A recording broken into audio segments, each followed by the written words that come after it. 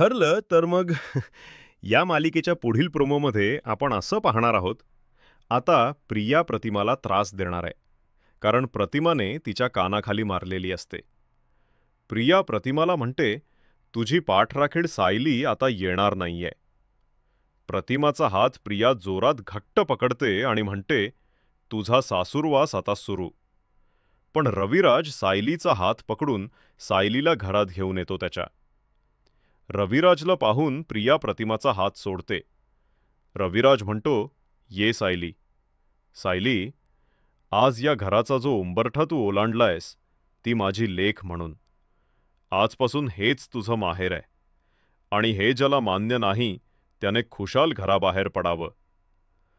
असं बोलल्यानंतर प्रियाला खूप राग येत असतो. आणि इथेच हा प्रोमो संपलेला आहे. भेटूया पुढील भागात.